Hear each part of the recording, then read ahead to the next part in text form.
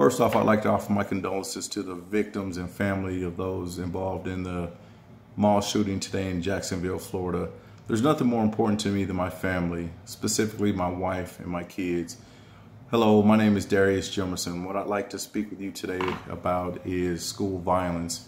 Over the past decade, acts of violence being committed in schools against our children have become an epidemic. In 2012, 26 people were killed in the Sandy Hook school shooting. Since then, 438 people have been shot, with 138 of those killed, in a total of 239 school shootings nationwide.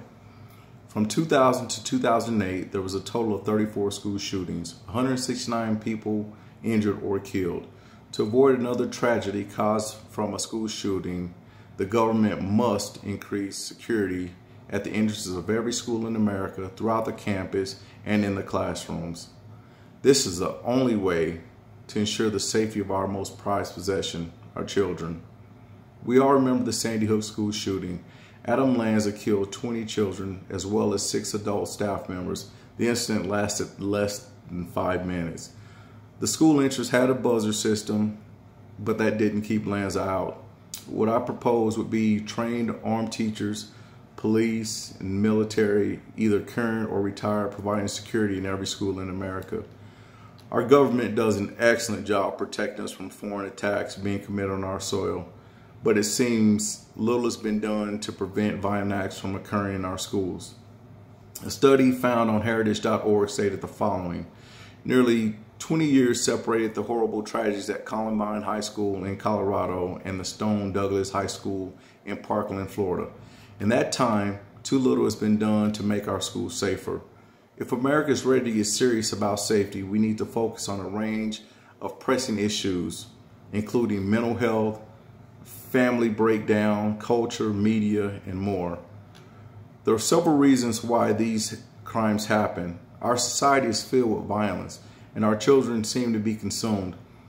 If the people willing to carry out these attacks knew that they would be confronted by trained armed personnel, they would possibly reconsider their violent acts.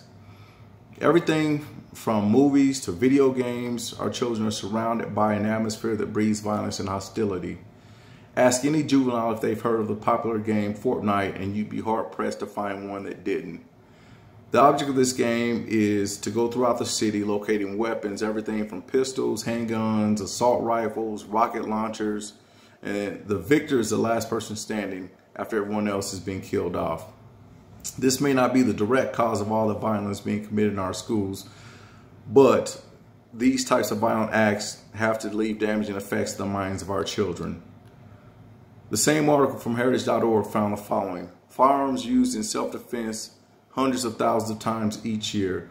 Most gun-related crimes are carried out with illegally owned firearms, as much as 80% according to some estimates. Over 90% of public mass shootings took place in gun-free zones where civilians are not permitted to carry firearms. An estimated 60% of mass public shooters were diagnosed with a mental disorder or had demonstrated some type of serious mental illness.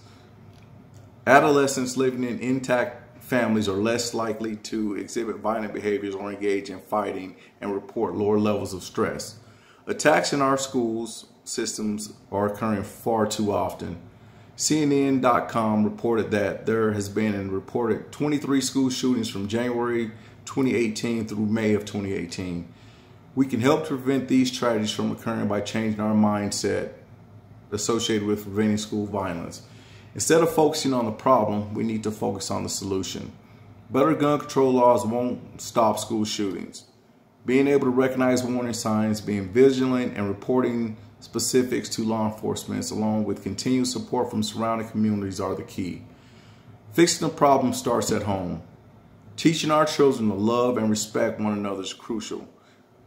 To better our society, we have to learn to treat others the same way we expect to be treated. Once we learn to respect each other, violence will cease to exist. Thank you again for listening, and I hope that for our work together, we can put an end to school violence and violence in general. Thank you.